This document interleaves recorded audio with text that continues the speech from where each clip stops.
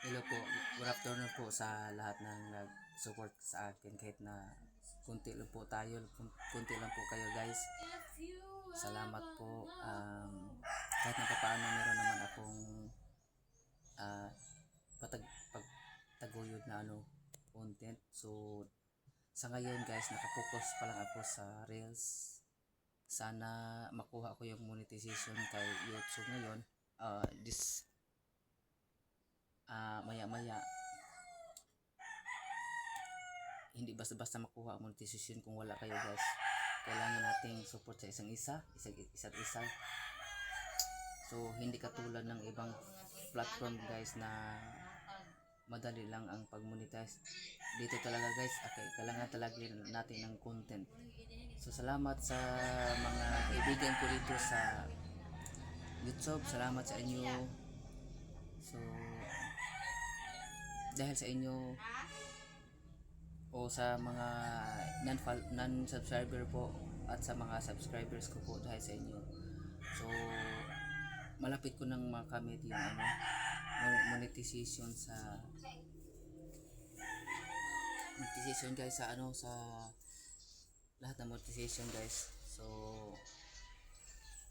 patuloy pa tayo guys sa ating mga hangarin guys. So ginawa ko na lahat dito sa YouTube. Ginawa ko yung pakakanta, luto-luto o ano pa. Ang hindi ko pa nagawa guys yung mag-entertain ng gamit ng yung parang drama effects. Hindi ko pa nagawa yan.